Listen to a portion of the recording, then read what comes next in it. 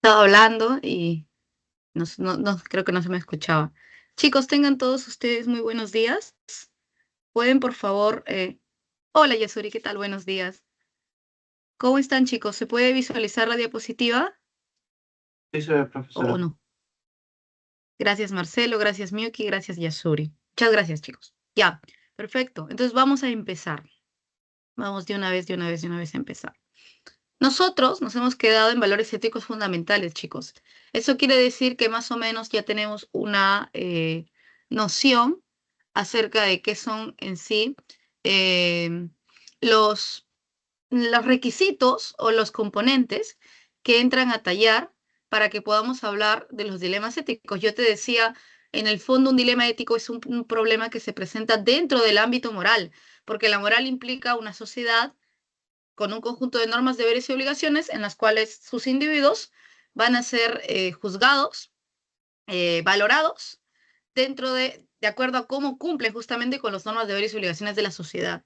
Entonces te decía, ¿quién es persona moral? En algún momento tú y yo, porque tú y yo justamente nacemos en una sociedad en la cual se nos va a dar un conjunto de normas, deberes y obligaciones y nuestros actos, nuestra manera de vivir va a ser juzgada de acuerdo a justamente estas normas, deberes y obligaciones.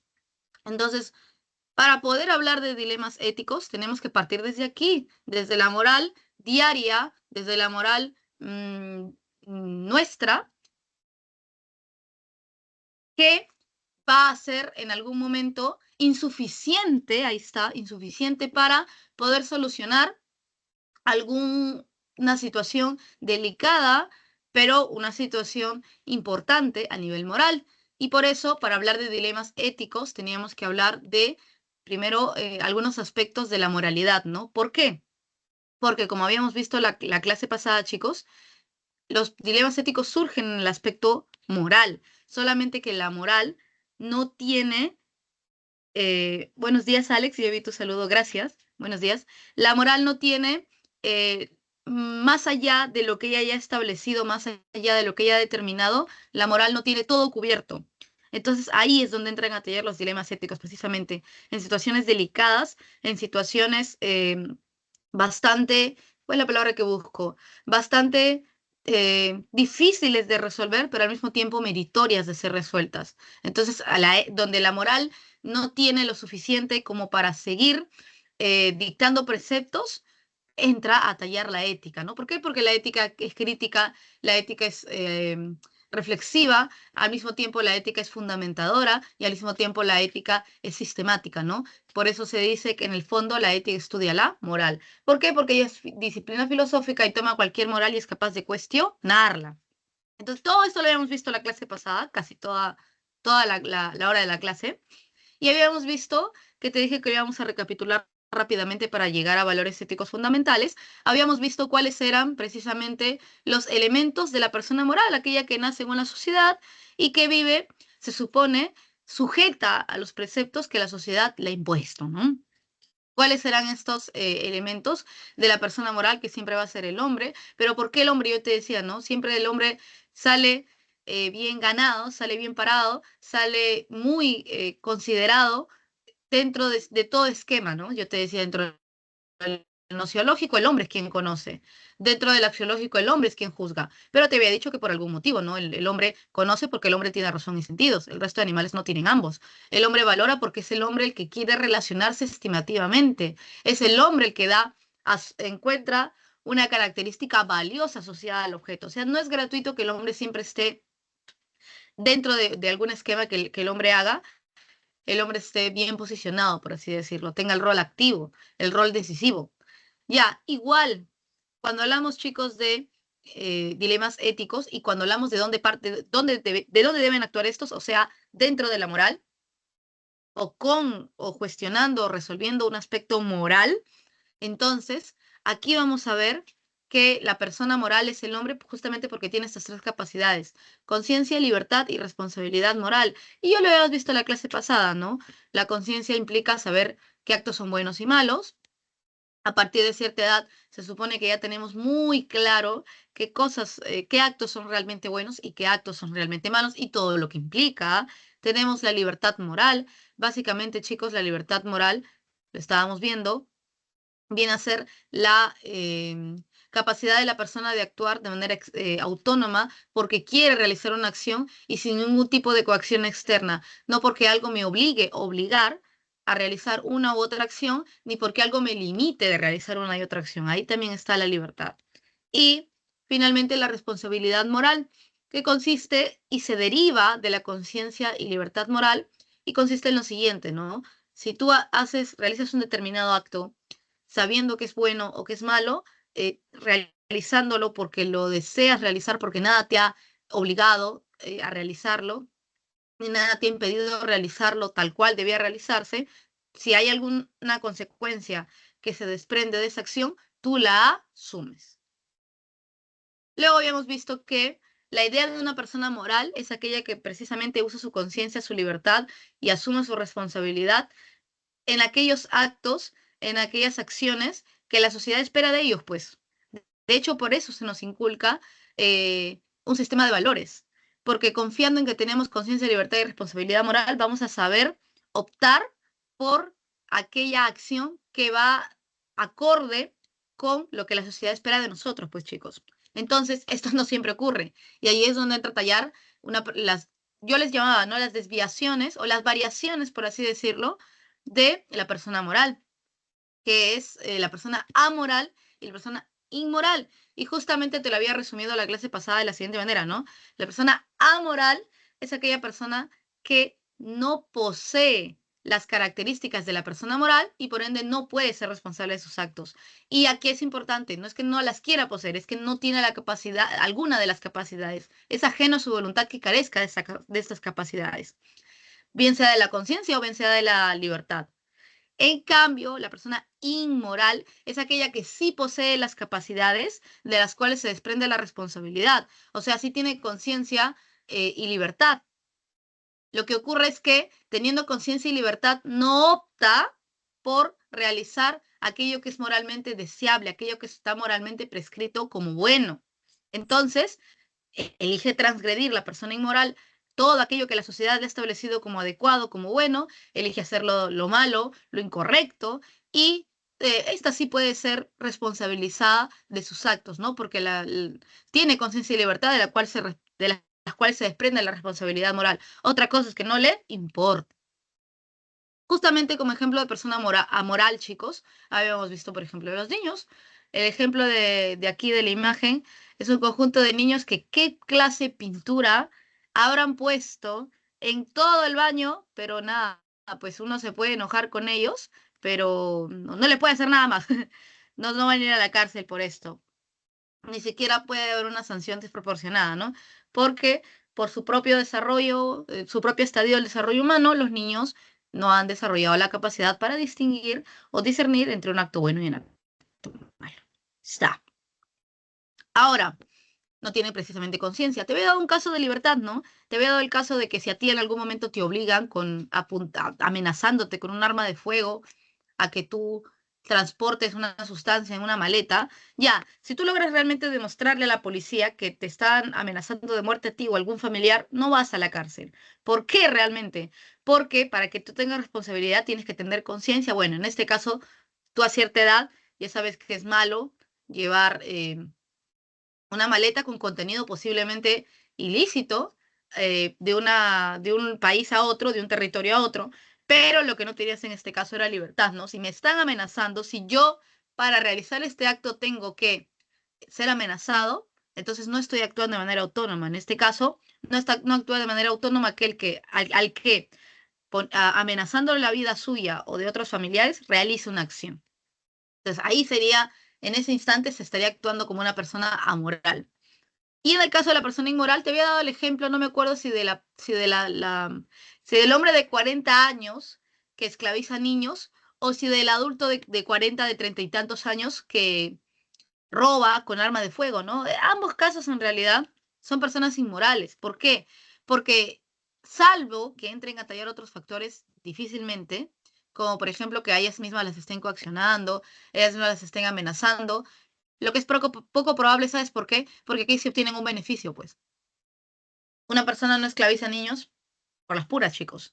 una persona no amenaza con arma de fuego a otras por las puras.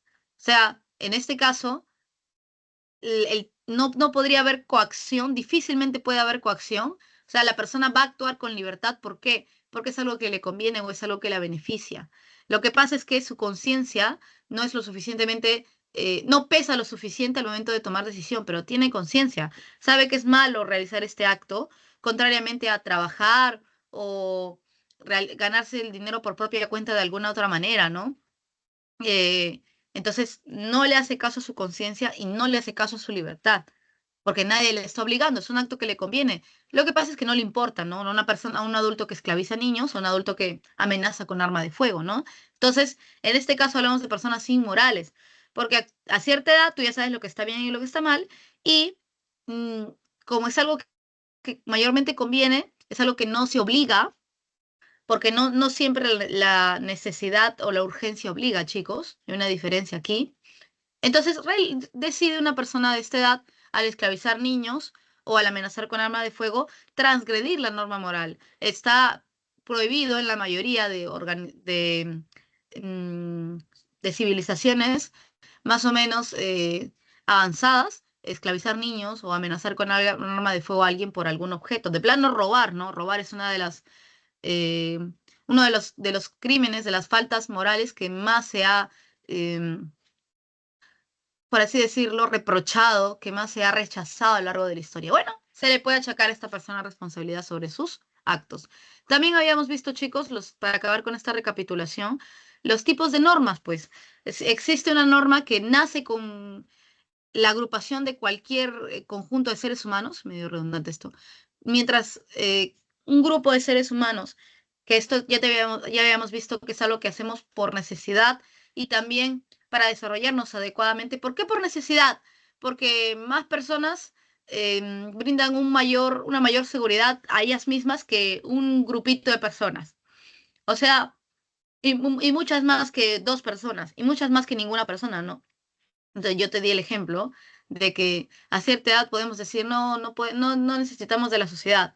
Claro, pero tuvimos que nacer en sociedad, en una sociedad que nos cuidara y en una sociedad que nos atendiera lo suficientemente bien cuando estábamos en nuestro momento de mayor vulnerabilidad al nacer para poder decir esto, ¿no? Entonces, en el fondo, por necesidad biológica, es imprescindible que nazcamos en una sociedad. Pero por otro lado también, como diría Aristóteles, la sociedad nos garantiza bienes superiores, bienes mayores. ¿Cuáles son estos bienes superiores o mayores? Estos bienes superiores o mayores son la felicidad, la adecuada formación de todas nuestras capacidades, de todas nuestras potencialidades como seres humanos, físicas, espirituales y psicológicas. Entonces, para poder hacerlo, la sociedad tiene como que establecer unos acuerdos, chicos, unos acuerdos básicos, unos acuerdos fundamentales. ¿Por qué? Porque de ellos depende la subsistencia de cualquier sociedad. En cualquier sociedad va a estar mal visto, por ejemplo, quitar los bienes a otros. ¿Por qué? Porque si todo el mundo se puede quitar sus bienes, ¿qué seguridad hay de que podamos trabajar cada uno adecuadamente por su lado? Por eso el ser ladrón está mal visto en casi todas las sociedades, ¿no?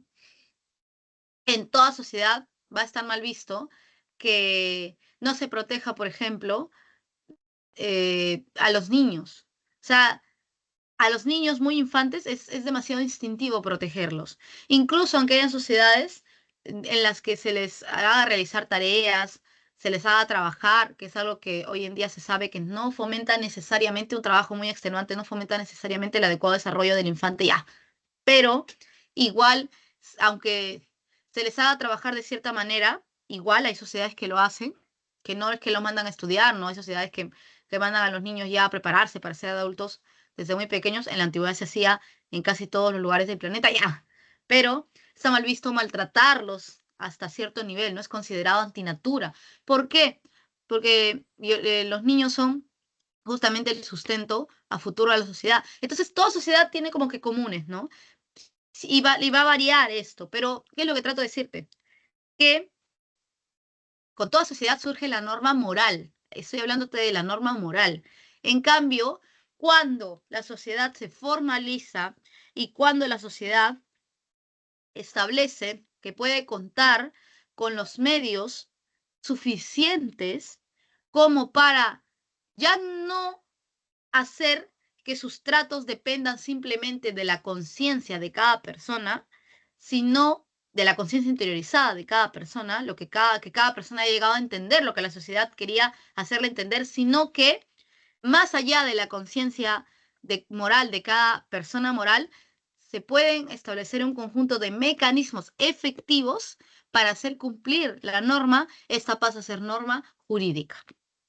No cualquier norma moral va a ser norma jurídica en las diferentes sociedades. Sin embargo, la norma moral se mantiene porque ella ha sido en algún momento la base social y de hecho muchas normas jurídicas se desprenden de las normas morales. Una norma puede ser o dejar de ser jurídica, pero difícilmente una norma deja de ser moral y difícilmente dejan de existir normas morales. Ya.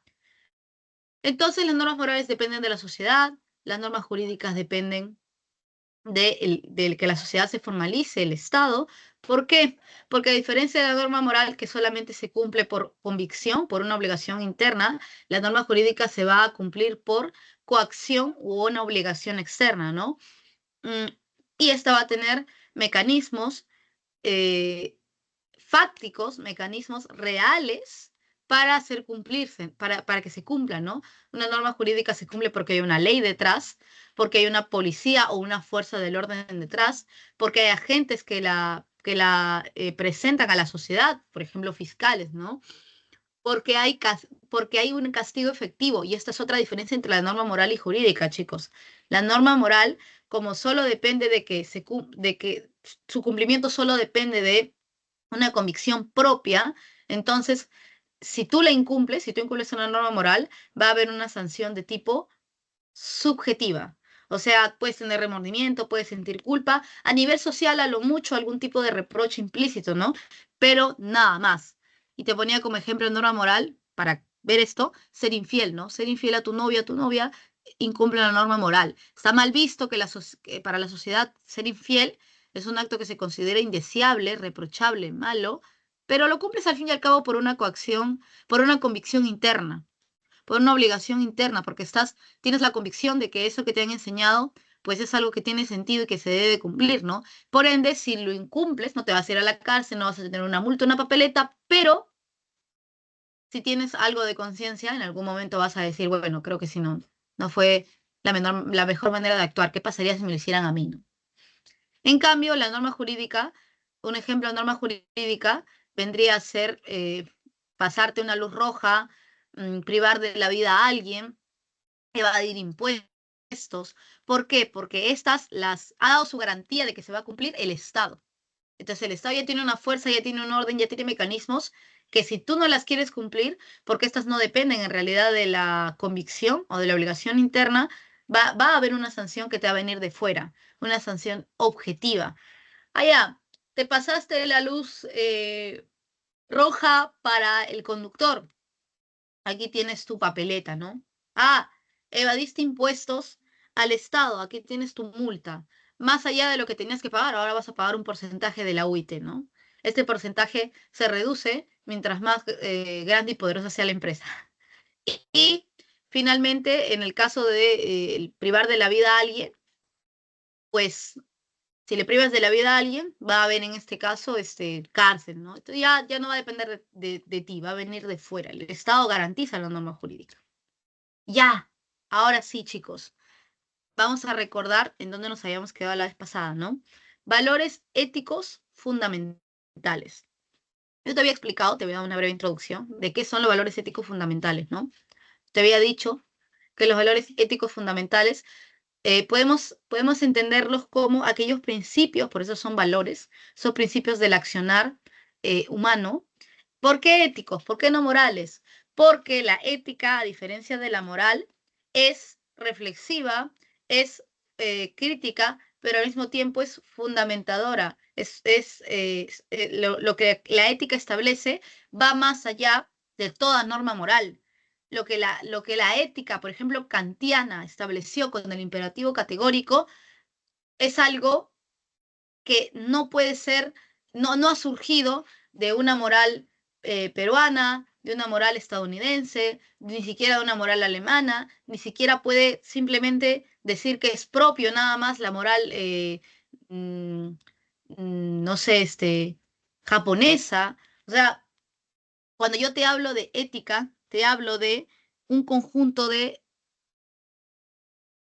preceptos racionales universales. Entonces, por eso decimos que, por eso la ética es filosofía y por eso decimos que la ética estudia la moral, porque no hay cualquier moral que ha surgido de normas, de tradiciones, que ha surgido de prejuicios, está sujeta justamente a algo, condicionada por algo. En cambio, la ética trasciende cualquier sistema moral y se basa en ideales últimos del accionar humano, el bien, la virtud, la felicidad, incluso la justicia que se deriva de la norma, etc. Entonces, fundamentales, ¿por qué? Porque no pueden faltar en ninguna sociedad humana. ¿Por qué son valores éticos fundamentales? Porque son principios trascendentes que van más allá de cualquier norma moral, que son fundamentales, que no pueden faltar en ninguna sociedad. Porque, chicos, esos garantizan la convivencia en paz y armonía. O sea, cuando una sociedad nace, te explicaba, nace implantando sus determinados sistemas normativos. Ya, morales, normativos morales, ya. Sin embargo, la norma moral no puede ni siquiera decidir que estos valores vayan o no vayan a formar parte de su sociedad. No, es que esto lo establece la ética, que va más allá y que es mucho más fuerte que las diferentes morales. Si tú incumples, si tú no presupones estos valores éticos fundamentales al momento de fundar tu sociedad, la sociedad tiene los días contados. Esa es, chicos, la diferencia. Esa es la diferencia. Entonces, podemos decir que los valores éticos fundamentales son ni siquiera fundacionales, chicos, de toda sociedad. Están antes de que toda sociedad exista. Esa es la importancia de los valores éticos fundamentales. Ahora, de acuerdo a esto, los valores éticos fundamentales vienen a ser los siguientes.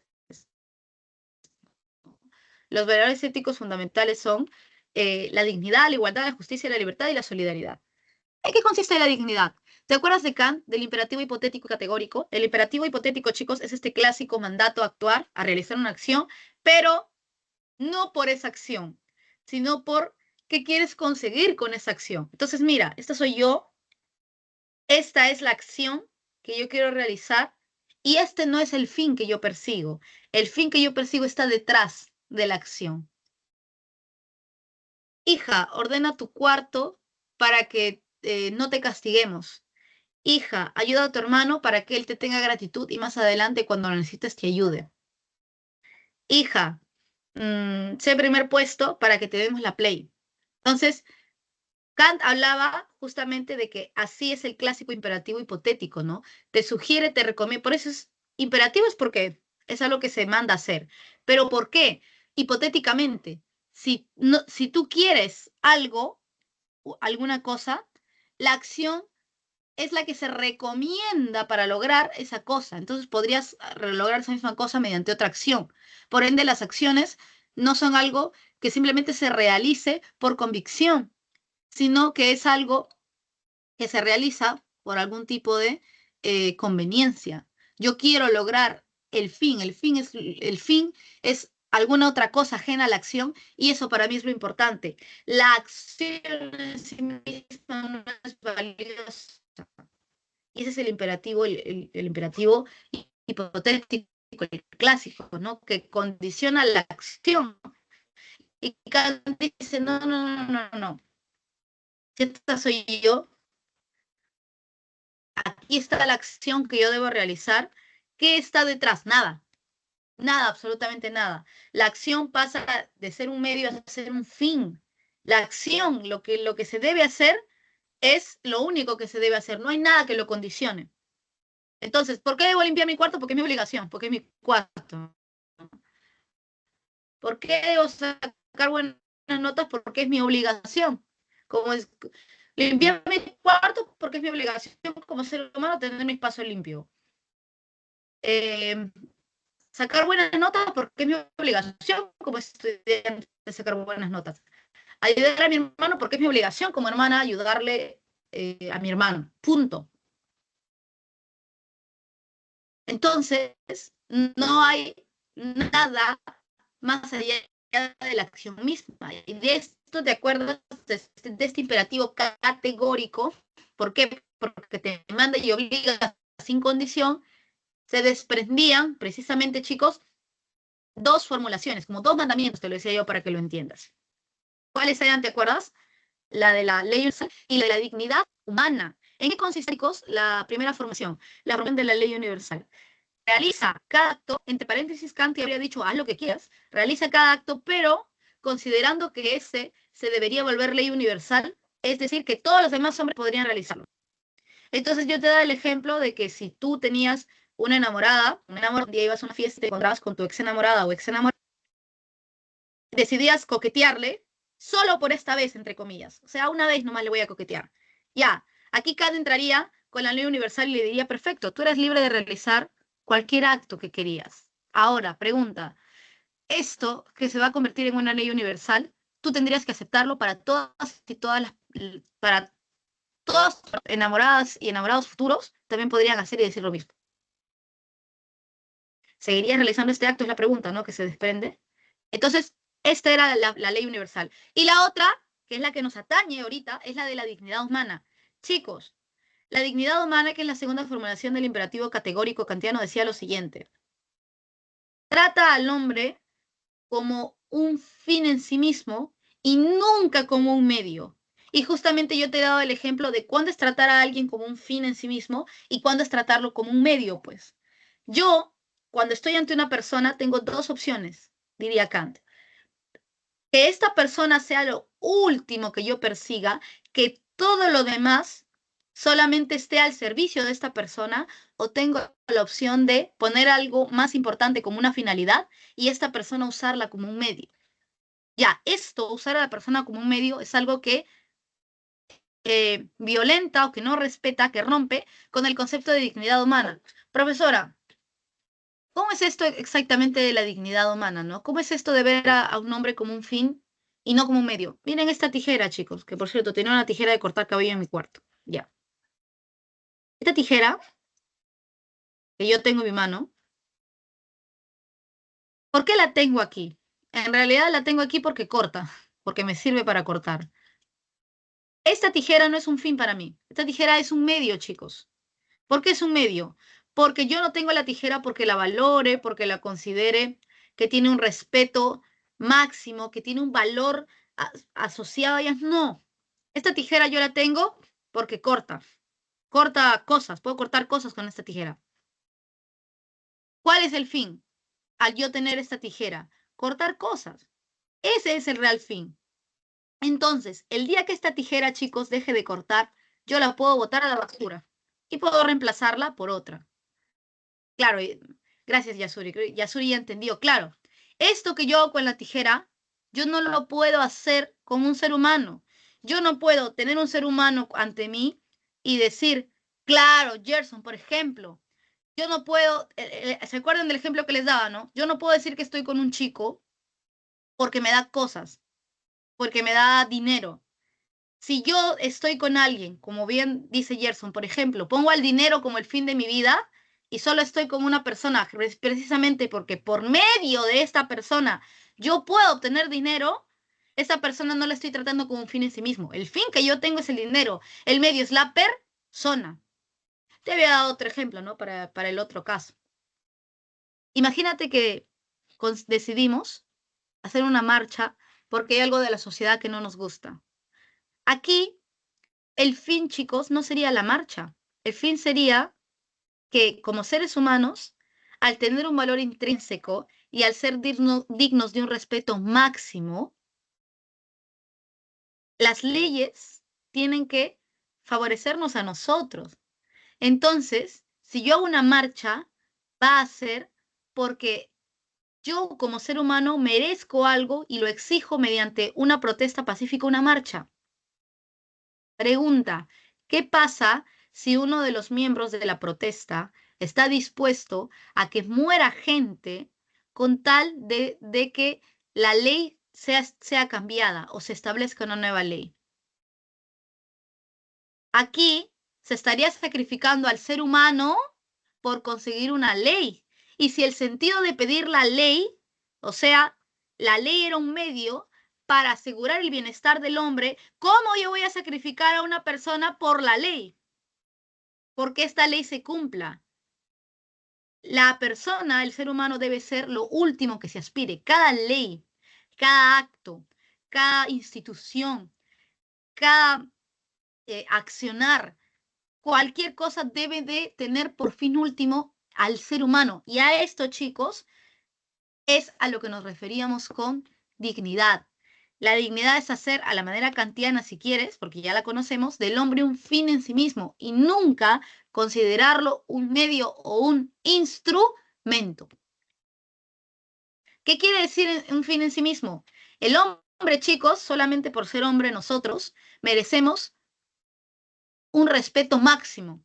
Y este respeto máximo es algo que no se nos puede quitar. Ni bien somos seres humanos, merecemos respeto máximo. Y también un fin en sí mismo si quiere decir que tenemos un valor intrínseco. Chicos, la dignidad no es algo que se posee.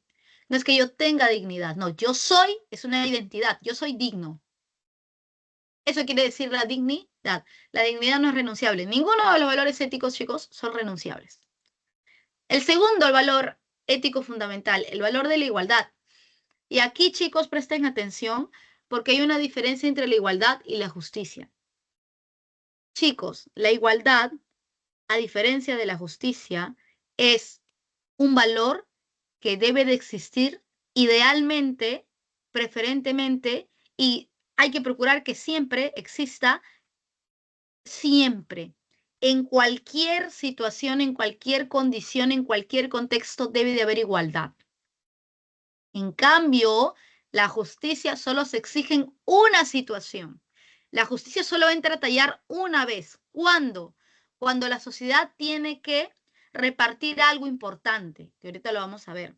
Cuando la sociedad se reúne, se junta a repartir algo importante, ahí tiene que haber justicia, solo en esa ocasión. En cambio, la igualdad siempre tendría que existir en toda sociedad. Vamos a ver esto, vamos a ver esto. Chicos, la igualdad consiste en reconocer que todos los seres humanos poseen los mismos derechos. ¿Qué es un derecho?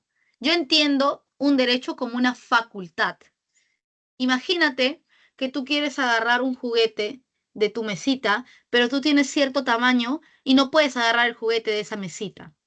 Tu hermano, que es mayor, sí puede agarrar el juguete de esa mesita. Ya, en esa situación, que es una situación no programada, nadie planea que tú tengas esa edad chiquita y que no lo puedas alcanzar, no, justo tú tienes ese tamaño y la mesa tiene un tamaño mayor, ya.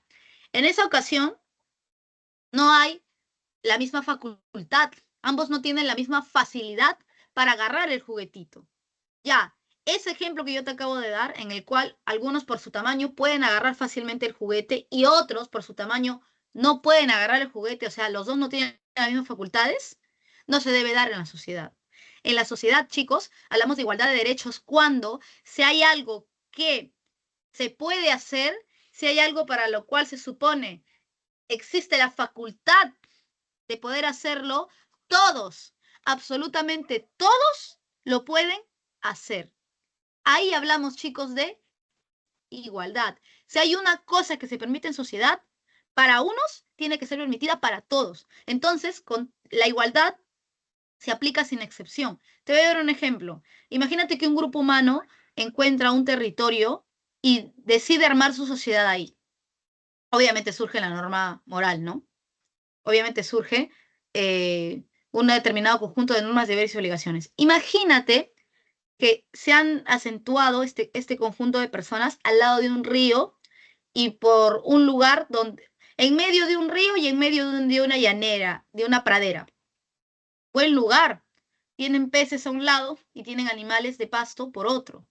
Imagínate que a alguien se le ocurra decir, solamente los hombres pueden pescar. Solamente ellos son los únicos facultados para pescar. Imagínate. Esto no sería igualdad, porque en este caso hay una facultad, hay algo que se pueden hacer ambos, pero solamente están facultados, solamente se permite que ejerzan esta facultad los hombres. El día que una mujer, por alguna calamidad, algún accidente, se queda sin algún hombre en su casa, se muere de hambre si nadie más decide darle pescado. Entonces, justamente, hablando de historia, chicos, hablamos de desigualdad entre el hombre y la mujer, porque en el pasado habían facultades que se les estaban libremente permitidas al hombre que no a la mujer. Oye, querías heredar una propiedad, tenías que ser hombre, o tener hijos hombres. Querías ir al colegio, a la universidad, tenías que ser hombre. Ajá, también querías realizar trabajos duros, extenuantes y mortales, tenías que ser hombre. No siempre las facultades son todas para bien, ¿no? Entonces, ¿qué pasaba con una mujer que perdía a su esposo y no había tenido ningún solo hijo hombre, sino puras mujeres? Se quedaba en la calle y ni siquiera podía trabajar para ella decir, bueno, perdí mi casa porque no la puedo heredar por ser mujer, por tener puras hijas mujeres, pero al menos puedo alquilar mi propia casa. No, no se podía. Entonces, la igualdad, chicos, de preferencia siempre tendría que estar en toda sociedad, porque toda sociedad, cuando surge, tendría que garantizar que si hay una facultad para algunos, esa facultad tienen que ejercerla todas. Yo no puedo discriminar y decir, esta facultad solamente la ejerces tú, pero tú no la puedes ejercer. Esta facilidad de acción, tú la puedes realizar y tú no la puedes realizar. En eso consiste la igualdad. La igualdad no discrimina sexo, no discrimina etnia, no discrimina posición económica, no discrimina estrato social, no discrimina religión, no discrimina nada. Hay algo que es facultad para uno, es facultad para el resto. En eso consiste la igualdad entre hombres y mujeres, ¿no? Porque está dicho en la ley que la educación es un derecho universal. Nada que hombres, mujeres, no. Al momento de heredar propiedades, si hay un hijo hombre y una hija mujer, la ley dice 50-50. Entonces, hoy en día, sobre el papel, hay igualdad. Si hay algo para lo cual tienen la facultad hombres, tienen la facultad mujeres. Ahora, la justicia, chicos, a diferencia de la igualdad, es algo que se le pide a la sociedad una vez. Chicos, ¿ustedes sabían que las sociedades humanas tienen la curiosa costumbre, a mí me parece una costumbre, la curiosa costumbre de reunirse cada cierto tiempo y brindar a aquellos que consideren que han hecho las cosas bien premios y de castigar a aquellos que consideren que hayan hecho las cosas mal con algún tipo de reprimenda? Ya, esto que la sociedad hace cada cierto tiempo es sorprendente, ¿sí o no, Yasuri? Porque se supone que los seres humanos vivimos ya nada más en un determinado territorio y punto. No, chicos, la sociedad desde que nace tiene esta costumbre. A alguien que se considera que hace un acto muy bueno, se le debe de premiar, piensa la sociedad, y a alguien que hace un acto lo suficientemente malo, se le debería de castigar. La sociedad tiene como que de forma innata, de forma congénita, estas costumbres. El ser humano quiere premiar a aquel que considera que ha hecho algo bueno y el ser humano quiere castigar a aquel que considera que ha hecho algo malo. Y esto las sociedades lo hacen. Mayormente son más comunes los castigos, pero también hay premios. Hay premios del buen ciudadano en otros países, chicos. Salvas a alguien de un incendio, de ser atacado por algún animal, previenes algún desastre, te dan el premio al mejor ciudadano y eso cuenta para el CV. Eso es muy importante, ¿no? No solo para el CV. Ya. Entonces, cuando la justicia, ojalá lo viera en nuestra sociedad, señor Yasuri. En nuestra, cuando se aplica esto, que se conoce como justicia, justicia es esto, chicos, repartir bienes o repartir castigos. Ya. ¿Dónde viene dónde viene a tallar la exigencia de la justicia? ¿Qué implica realmente repartir justicia? Chicos, ¿han visto ustedes la estatua de la justicia? La estatua de la justicia que tienen muchos abogados en en sus estudios representa a una mujer que está sosteniendo una balanza como diría Thanos, perfectamente equilibrada, no se va ni para un lado ni para el otro. Y al sostener esta balanza, la mujer tendría que tener una venda en los ojos, tendría que estar ciega. La justicia es ciega, se dice. ¿Por qué? Porque la justicia tiene una balanza en la mano, lo cual es muy correcto, porque la justicia tiene que ser ecuánime, el premio tiene que ser correspondiente a la acción buena y el castigo tiene que ser correspondiente a la acción mala. Ya, pero ¿por qué tiene una venda en los ojos? ¿Por qué la justicia tiene que ser ciega? Chicos, porque la justicia no puede basarse en nada más que el acto cometido. Si el acto tiene un grado de bondad, tiene que ser proporcionalmente premiado. Y si el acto tiene un grado determinado de maldad, tiene que ser proporcionalmente castigado. Entonces, lo que la justicia exige, chicos, es que al momento de distribuir bienes o castigos, sea equitativa, esté vendada porque no se puede, para no dejarse llevar por ningún otro tipo de factor. Entonces, imagínate que se establece en un colegio un premio para el mejor cómic de terror y el mejor premio era la saga de una novela, de una película. Y se tenía previsto que ganara los chicos que iban de promoción porque como la escuela no les está dando el local, querían más o menos compensarlos, ¿no? Entonces, se establecía que este conjunto de sagas que se iban a poder llevar los chicos a su casa fuera para quinto de secundaria. Ahora, en este caso, se está decidiendo premiar un bien, un talento. Este cómic, de ahí puede ir a un concurso, la persona que ha hecho el cómic puede ir a un concurso y dejar bien, bien alto el nombre de la escuela. En este caso, ya. Por eso es algo bueno. Ahora imagínate que no gana uno de los chicos que se tenía previsto, no gana alguien de quinto de secundaria, sino que gana alguien de tercero de secundaria. Imagínate que los profesores digan, no, igual les tenemos que dar algo, ¿no? Al que ha ganado, al salón que ha ganado. 20 en la, nota 20 en la disciplina de arte, en el curso de arte. Esto es injusto, porque hay un determinado bien que ya se había establecido para una acción buena y simplemente se cambió. Y en el otro caso, ¿no? En el caso de un castigo, imagínate que un grupo de dos chicos, una chica y un chico, ha torturado, ha violentado a un niño. Ahora, ¿qué pasaría si deciden juzgarlos por separados, lo cual está mal porque en nuestro país hay algo que se llama extensión de la acción? Si dos personas realizan un mismo crimen, así una ha hecho de más o otra haya hecho de menos, las dos van a ser juzgadas por lo máximo que se ha hecho.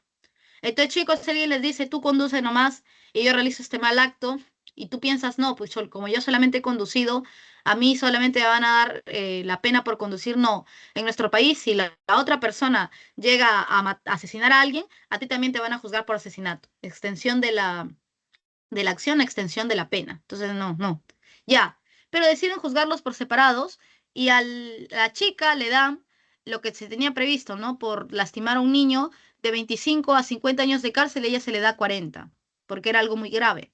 Y al chico, que casualmente es hijo de un alcalde o de un congresista, ya que estamos con corrupción, y se le da solamente 2 años de prisión suspendida, o sea, encima va a pasarlo en su casa. Aquí no hay justicia, porque para que haya justicia, si se tiene previsto que se premie de una determinada manera o que se castigue de una determinada manera, se debe de ser equivalente, no se debe de saltar esto que está previsto. Esto pide justicia. Si vas a premiar, que sea equivalente el premio para todos. Y si vas a castigar, que sea equivalente el castigo para todos. Ahora, ¿en qué consiste la solidaridad, chicos? La solidaridad parte de la siguiente suposición. Se supone, chicos, que cuando una sociedad surge, todos sus miembros tienen más o menos similares condiciones. Tienen similares condiciones. Entonces, a medida que la sociedad progresa, se supone que los individuos también van a progresar. Ya, ¿cuál es el detalle? Que esto no siempre pasa, es la verdad. Hay dificultades que presenta un determinado grupo de familias que no enfrentan a nosotros, hay algo llamado mala suerte, hay algo llamado desastre natural, hay algo llamado sufrir algún tipo de estafa o de maldad. Entonces, ¿qué dice la sociedad, no? La sociedad dice, claro, todos los miembros de la sociedad no van a tener una vida perfectamente estable, perfectamente adecuada. Puede ser que producto de las calamidades, producto de los desastres, producto de la mala suerte, producto de algún mal acontecimiento, algunos vean que están ante dificultades que son difíciles de resolver, bueno, y ahí van tratando de resolverla ya. La solidaridad, chicos, nos obliga a ser conscientes de que van a haber momentos en los cuales algunos miembros de la sociedad van a atravesar dificultades. Y la solidaridad nos llama a cooperar, a ayudarles a que esas dificultades sean un poquitito más llevaderas, ¿no? Entonces, si se quema la casa de tu amigo, Dios no quiera, tú no le vas a decir, ah, amigo, qué pena, nos vemos el lunes, ¿no? No, la solidaridad te insta a que si tú puedes ayudarlo, lo ayudes, cooperes con él. Tú le dirás, no, amigo, qué pena. ¿Dónde están durmiendo? ¿En qué lugar? Ah, en casa de una tía. ¿Y tienen colchas? Acá yo me sobran unas cuantas colchas, ¿ah? Toma un par, toma una, toma dos. Acá tengo mis medias gruesas, ¿no? Que siempre me compra mi mamá en paquete pensando, sabiendo que las ensucio, ya, toma unas cuantas. Eso es solidaridad. Y finalmente, chicos, la libertad. La libertad, chicos, reconoce, la libertad, ¿te acuerdas que era una de las facultades de la persona moral? O sea, la persona moral tiene libertad porque actúa y decide de manera autónoma ya. La libertad, chicos, como valor ético fundamental, reconoce el derecho de la persona a ejercer su voluntad en sus actos y en sus elecciones. Ahora sí, chicos, por fin, dilemas éticos. ¿Alguien tiene alguna duda, alguna pregunta para poder pasar a dilemas éticos, chicos?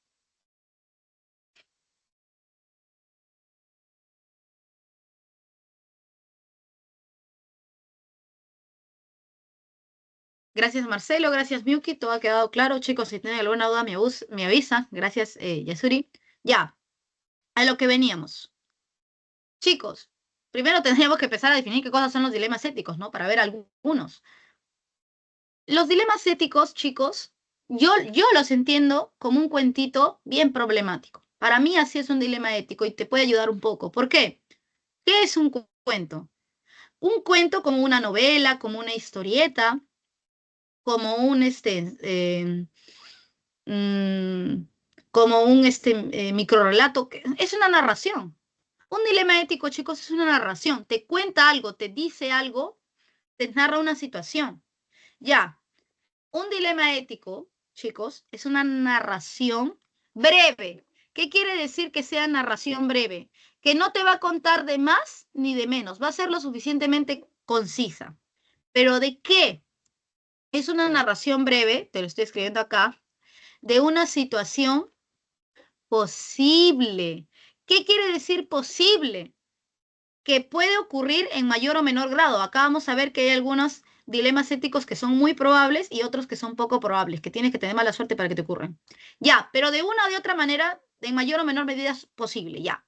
Es una narración breve de una situación posible, pero, y acá viene el detalle, conflictiva a nivel moral. Ya te dije que el dilema ético surge a nivel moral, solo que el nivel moral no es insuficiente para resolverlo. Entonces, mira, es una narración breve, concisa, de una situación que te narra, una situación posible, puede ocurrir, pero conflictiva a nivel moral. Es un aprieto que se te cuenta, ¿no? Alguien está en un aprieto a nivel moral. Ahora, ¿cuál es el detalle, chicos, con un dilema ético? Que obviamente si es un problema, yo quiero solucionar el problema, ¿no? Acuérdate del método científico. Problema, hipótesis. Quiero solucionarlo, ya. ¿Cuál es el detalle, chicos? Que para solucionar el dilema ético yo voy a tener una elección disyuntiva. ¿Qué quiere decir disyuntiva? No es tan sencillo solucionar este problema, si no, no sería un dilema ético. Yo tengo dos alternativas, 2 cursos de acción, yo tengo 2 posibilidades de elección y las 2 son perfectamente factibles, o sea, las 2 yo las puedo hacer sin ningún problema y las 2 son perfectamente defendibles. O sea, estamos en un aprieto también, porque si las 2 son factibles, yo puedo optar por esta o por esta. Entonces yo opto por esta y yo la defiendo por los siguientes motivos. Alguien puede optar por esta y también tiene buenos motivos para defenderla. Y luego puede el que ha tomado una alternativa decirle al otro, pero tú no consideras esto. Y el otro puede decirle, pero tú no consideras esto. Y el otro puede decirle, pero yo tengo en cuenta ciertos aspectos. Y él le dice, pero tú no tienes en cuenta otros que yo sí. Y los que yo tengo en cuenta tú no. O sea, los dilemas éticos, al momento de querer solucionarlos, yo tengo 2 alternativas perfectamente posibles, pero son ambas lo suficientemente bien sustentadas como para que al momento en que yo decido una, la otra también esté esperando ahí para cuestionarme. Yo también puedo cuestionar la otra, ya. Eso es un dilema ético, chicos. Difícilmente puede resolverlo la moral de por sí y aquí es donde trata de entrar a tallar la ética. ¿Qué te va a pedir un dilema ético? Un dilema ético, al ser una narración breve, chicos, les va a pedir una de 3. O simplemente les va a pedir que escuchen, oye, te tengo que contar esta situación, nada más este problema, punto.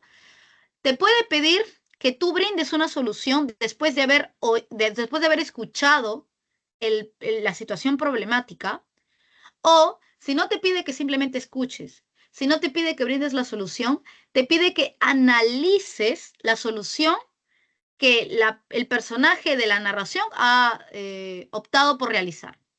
Pero una de 3 te va a pedir, una de 3. Acá viene la clasificación, chicos, de dilemas éticos. A mí me gusta explicártelo de la siguiente manera. Los dilemas hipotéticos son aquellos que tienes que tener mala suerte para que te ocurran. ¿Por qué? Porque es muy poco probable, por eso son hipotéticos. Porque imagínate qué conjunto de estrellas se tendrían que juntar para que justo estés al frente de un tren, justo estés al lado del cuarto de máquinas, justo puedas presionar la máquina que cambia el curso del tren, justo un tren se acerque con 500 personas, justo se vaya a ir a un barranco, justo tú puedas cambiar la trayectoria, pero justo al cambiar la trayectoria para que no se caiga por el barranco, vayas justamente a matar a 5 personas. Imagínate la mala suerte que tienes que tener, ¿no? O sea, justo vayas a estar en poder de un maletín atómico y justo tengas que lanzarlo sobre un país en donde justo estén familiares tuyos, pero se salven el resto de ciudadanos de tu propio país. Dilema hipotético no es posible, pero es un problema poco probable que a ti te llegue a ocurrir. En cambio, chicos, los dilemas reales son como la telenovela Mujer, casos de la vida real, situaciones conflictivas a nivel moral extraídas de la realidad. Así son los dilemas éticos reales. Ejemplo, decidir o querer darle dinero a una persona en situación de calle, que eso lo vemos todos los días, pero no saber si el día de mañana tus papás te dan propina o en mi caso me pagan, si estoy trabajando en una empresa y si le llego a dar ese dinero que justo le alcanza para comer, yo no sé si mañana pueda ir o no pueda ir a mi trabajo o al centro preuniversitario si no tengo mis pasajes. Entonces, este es un dilema ético de tipo real, porque o le doy el dinero y me arriesgo, o le doy el dinero y mañana no tengo con qué irme pasaje, me quedo sin trabajo y ahí sí no voy a poder ayudar a nadie, o no le doy el dinero, resulta que mañana me pagan y esa persona ese día no pudo comer. Entonces, ese es un dilema ético real. ¿Te ha pasado? Si es que no te va a pasar. Ya, chicos, dilemas éticos, ejemplos de dilemas éticos actuales serían, por ejemplo, el aborto y la eutanasia. Y aquí hay que hilar fino, chicos. Yasuri, sí me pasó.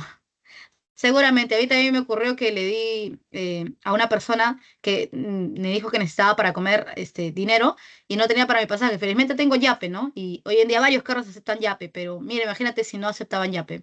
Me iba a ir jalando dedo, como dirían los estadounidenses, pidiendo autostop, que en nuestro país no es común, ¿no?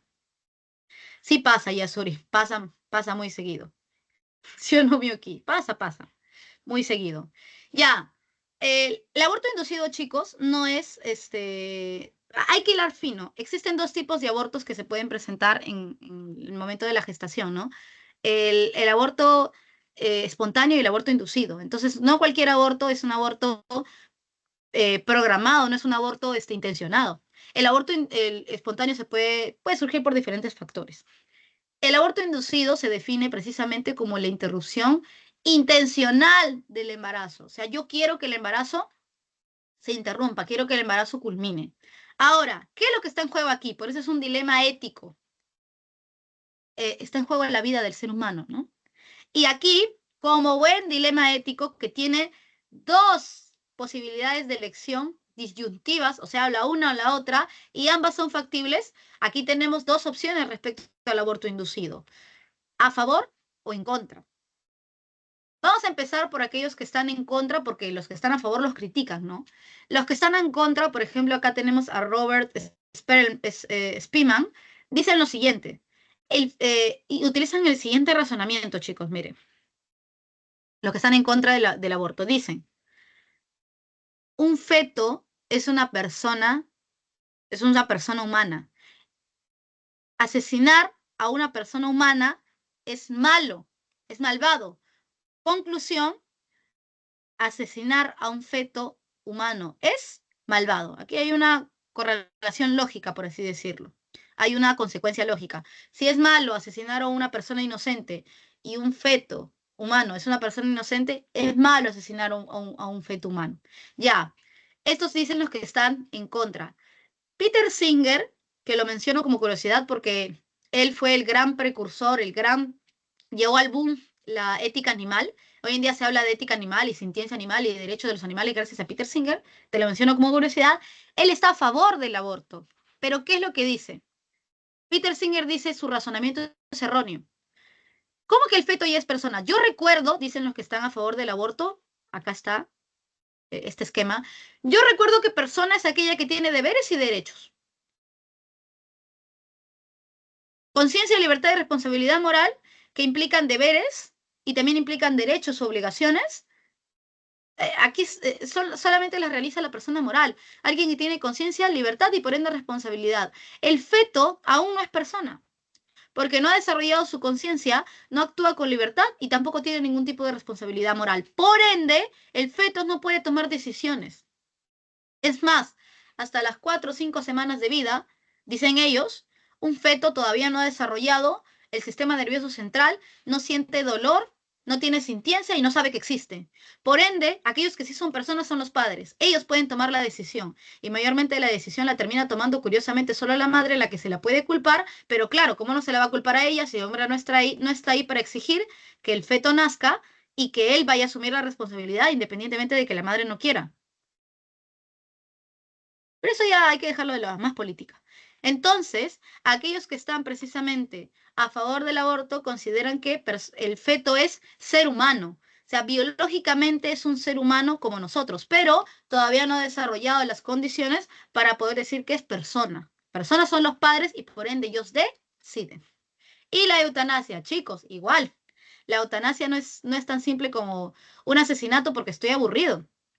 No, eutanasia viene del griego eu, que quiere decir buen, buena, y tánatos, que quiere decir muerte, así como hay eugenesia, buen nacimiento, génesis, nacimiento, hay eutanasia, una buena muerte. Chicos, la eutanasia es un acto médico asistido gracias al cual se causa la muerte de una persona, pero no cualquier persona, un paciente. Si el paciente lo pide o si lo pide la familia. Chicos, la eutanasia se aplica, ya para acabar, cuando una persona experimenta un dolor físico y o emocional tan fuerte que la vida deja de ser considerada para ella un acto eh, feliz y se empieza a considerar la vida como una carga, como un dolor. Entonces, la eutanasia en países civilizados, no civilizados, también somos un país civilizado, en países mucho más desarrollados, donde su civilización está mucho más avanzada, la eutanasia es legal, pero no es que vas y la pides y ya. Sufres tanto dolor que ya ni la morfina te alcanza, o sufres tanto tanta angustia mental que ni los mejores tratamientos psicológicos alcanzan. Entonces, básicamente, aquellos que están en contra de la eutanasia la defienden porque consideran que igual la vida es un derecho fundamental. Dios da la vida, Dios la quita. Y por ende, ni siquiera el propio sujeto puede atentar contra su vida, porque él no decide hasta cuándo vivir. Ya, aquellos que están a favor de la eutanasia dicen algo mucho más sencillo. Sí, la vida es un derecho fundamental. ¿Sabes qué cosa más es un derecho fundamental? La libertad. Y de hecho, la vida tampoco es vivirse de cualquier manera. La vida no es estar postrado en una cama sufriendo dolores, no. La vida es disfrutar de algunas cosas que el ser humano puede tener. Entonces, el sujeto tiene la libertad como derecho de elegir hasta cuándo su vida encaja con la dignidad humana y quiere seguir viviéndola. Eso es lo que dicen los que están a favor de la eutanasia. Chicos, aquí están las claves. Por favor, tomen la captura de pantalla. ¿Alguno de ustedes tiene alguna duda, tiene alguna pregunta, tiene alguna curiosidad? O, si no, eso sería todo por el momento. Gracias, Yasuri. Muchas gracias, Miyuki. Muchas gracias, Alessandra. Muchas gracias, Alex. Marcelo, cuídate mucho. Gracias. Cuídense todos muchos. Yasuri, Alex, Marcelo, Alessandra, Miyuki y Gerson. Cuídense mucho, chicos. Un abrazo. Nos vemos. Cuídense, profesor. Cuídate mucho, hijito. Cuídense todos mucho. Cuídate, Gerson. Hasta luego. Hasta luego, Marcelo.